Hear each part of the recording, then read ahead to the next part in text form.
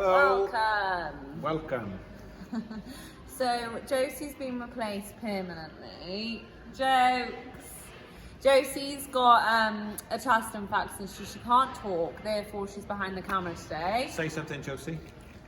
Hello. Nobody wants to hear that. So you might get a clue from where we're stood, but we are going to talk about the silage today and feeding silage for the winter, everything like that. So we'll get straight into it. Okay. Right, so as you can see, this is the indoor silage clamp. This is all first cut silage, which is all been cut in May of this year. We did do some of it a little bit earlier. We did have some early grass, which I think the line is here. And then everything else above was cut a little bit later on. So in total, I think we put about around 80 acres into this clamp. Is that all right? Yeah, probably. Yeah, because the rest went outside, eh? So we got more than this outside, which was also first cut.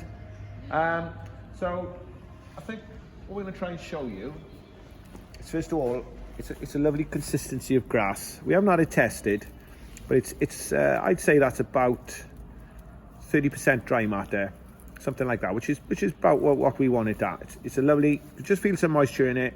It's not too dry. The cows can eat quite a lot of it. As you can see, it's chopped quite well. This is wagon silage, so it's not chopped as short as if it was going through a precision chop harvester. But it's got a nice leafy type of grass in there, a little bit of stemmy stuff there, but it's not terrible. There's a little bit of ryegrass that should have possibly been cut a little bit before. But we can tell how good the silage is by how well the cows milk. The better the silage, the better the cows perform. So it's very important we make this at the right weather. Try and get it when it's dry, try and let it wilt, which means leave it on the ground for at least a day, maybe a little bit more in the spring, because the grass is lush. So we generally ted it all out, which means we spread the grass after cutting. You've seen all those processes taking place, and that's to achieve what we've got here now. When it came in, you will have seen it looking really green, fresh grass. Basically, all that's happened to this grass is it's fermented, and it's got a beautiful smell.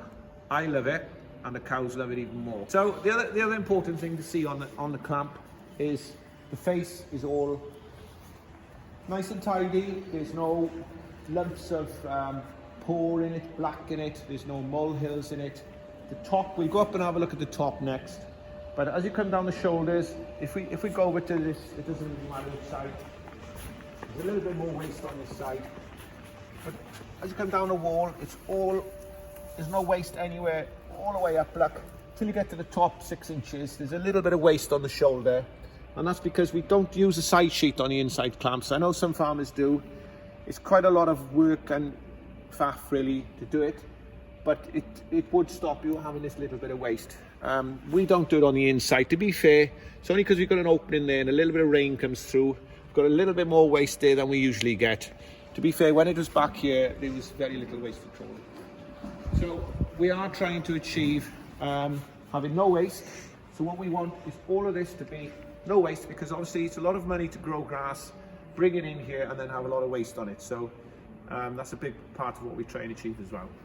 Yeah, because obviously if you've got any like darker patches there with any kind of mould or damp, the cows just won't eat it. So you can put it in their feeder and they'll just leave it behind.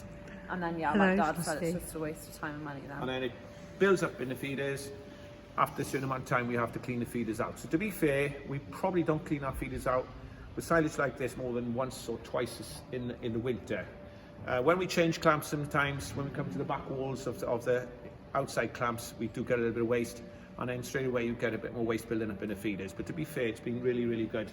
And that's because the process of making it is attention to detail, really. Rolling it really well, sheeting it really well, plenty of tyres on top. We're going to have a look at all that on top anyway. Yep, so let's go. What's that mean? Oh. Oh. Oh. Oh.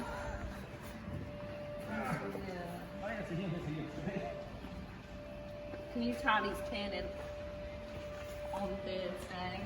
And on Friday. My knee is bad. Now Josie's going to get up. Come on, Josie, the ill person. Nothing wrong with those limbs, boys. Oh.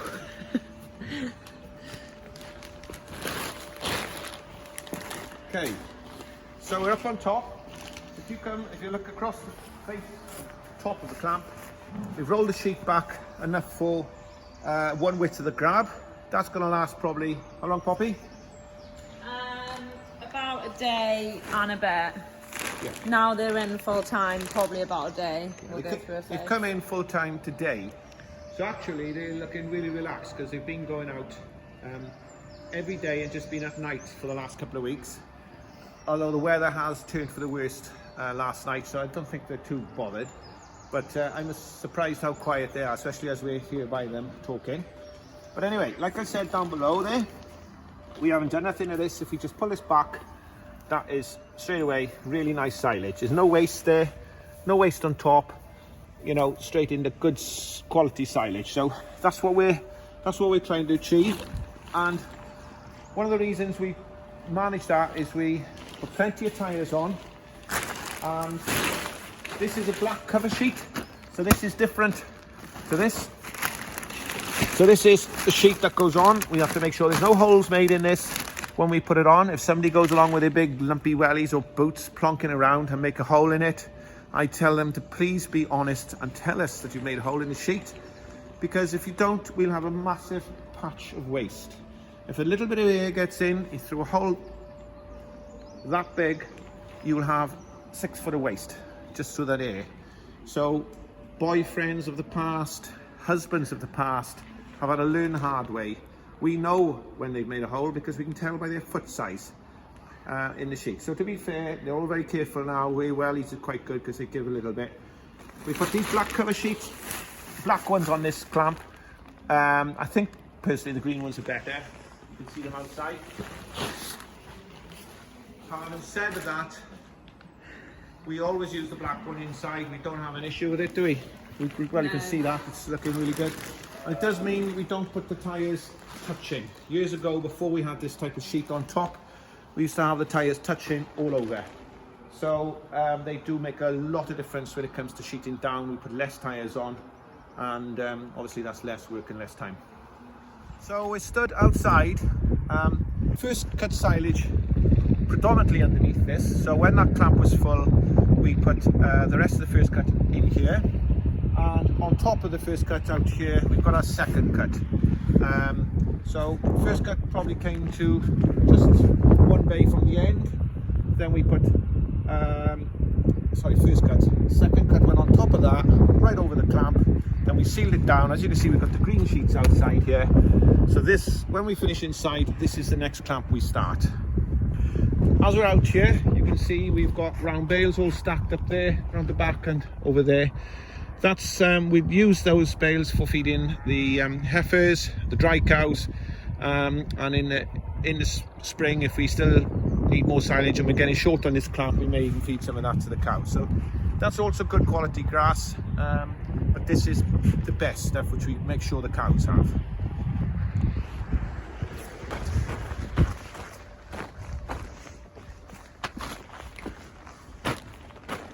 Here I'm stood on second cut silage.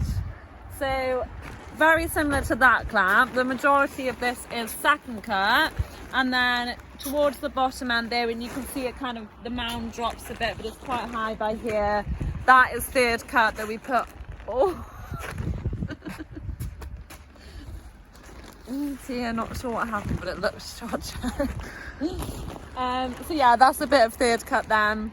We put on top of second cut. So the reason we do that is just to make the most of the space we have. So after we put the second cut in here, there was still plenty of room to put more silage in. So we always make sure we put it in, get it as full as possible, because the last thing we'd want is to get to the end of the clamp space and not be able to fit it because we didn't make the most of this area.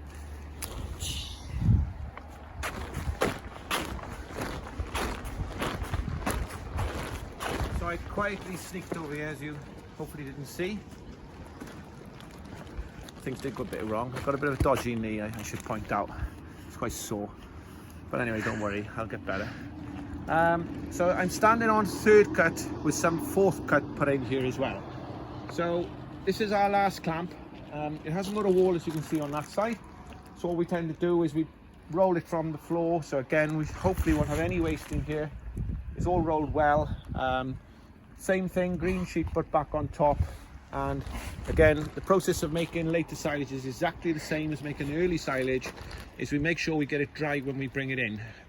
Last year we had an awful autumn. It was really, really wet right through well, September and October, when we would have liked to have taken our grass off. We couldn't get at it, and when we did, it was quite wet and not the best quality. This year we have a lot better weather. We've had little gaps in the weather where we've been able to make good silage, and hopefully we'll see the difference when we come to feed in this. So again, side sheets all used on the outside clamps, so you should see there shouldn't be very little waste. Rolled exactly the same as indoors, but we do use side sheets all the way up on the wall, so different to the inside clamp.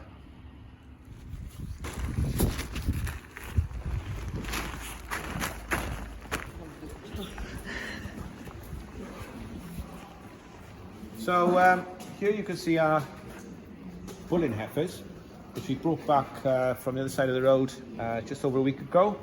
They're looking really, really well. The girls are AIing these as they're coming on heat, and then they're going to run the bull in a couple of weeks to catch anything that they haven't got in calf. So they're looking really well. We're feeding these silage because we've got the clamp open, and as you can see, it's really nice stuff. Really good quality silage. It's quite dry what I pulled out here now. That's probably up to 40% dry matter, somewhere around there. But again, a really nice smell on it. You see they're enjoying it. We make sure that they eat the silage up quite as clean as they possibly can, because if we start giving them fresh silage and haven't quite finished, they tend to eat the best silage and leave the older silage, and then you start to have waste. Then you have to start cleaning all feeding areas out. Same in the bins. We try to gauge how much we give the cows.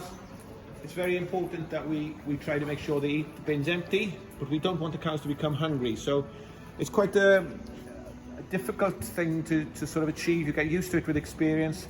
Poppy's been doing it for a fair few years now, Josie as well, and myself. So we can tend to see when there's a little bit left in the feeders, we may give them a grab or so less to make sure they kind of clean it all up by the night feed, and then we'll fill them all up. And if there's a little bit left in the morning, we kind of do the same. It's just getting it right. We don't want them to be hungry, but we don't want them to waste silage, because it just turns into, literally within a few days of it being there, it'll heat and become mucky and it gets wasted. So as Dad mentioned earlier, we always feed the best quality food to the milking cows because they're obviously producing milk, but they would never eat all of those cuts of silage on their own. I mean, they'd probably give it a good go, but like, they just don't need to. So as you can see, the bull and heifers are also eating the silage. So it's really important, because we want these heifers to get in calf. They have to be really healthy and happy to be able to do that. Obviously, if anyone's too thin or a little bit malnourished, they're not going to get in calf. So it's just as important they have really nice quality food as well. So we kind of pick and choose who we think needs the best silage and who could eat just bales and things like that. So it just depends on what stage of life they're at, and yeah, we just make the decision from there then.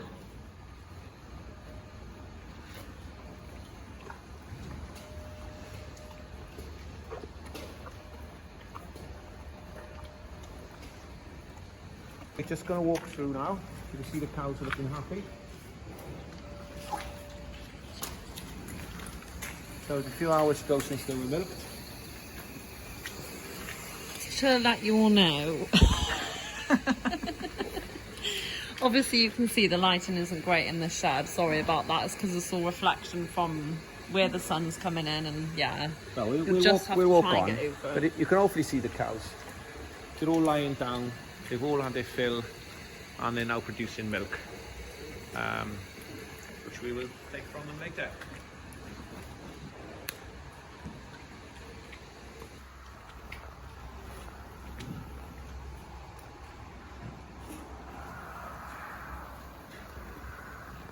Fast asleep.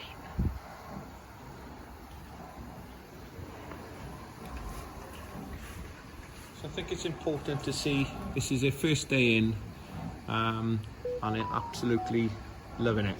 They're all lying down, or eating, or sleeping as that cow just around the corner, and it's really nice to see. For people who perhaps don't understand farming, it's lovely to see the cows out, and it looks so much nicer. But once the weather changes, the cows are ready for this. There's no problems with them coming inside. They know when the time's ready, and we can tell by the cows when the time's ready. So as you can see, they're really happy and content. So as part of the daily routine, the cows will be scraped out twice a day. So they were scraped out early this morning when they came in for milking, and then they'll be scraped again when they come in for the evening milking. We have done a video all about that routine last year, but we will do another one for anyone who's interested.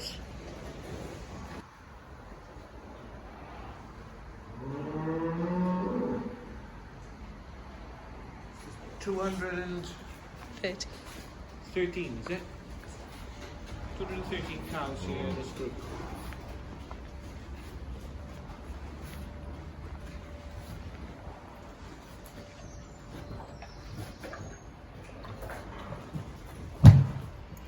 Thank you for watching. Hope you enjoyed and learned a little bit about the food we feed the cows through the winter.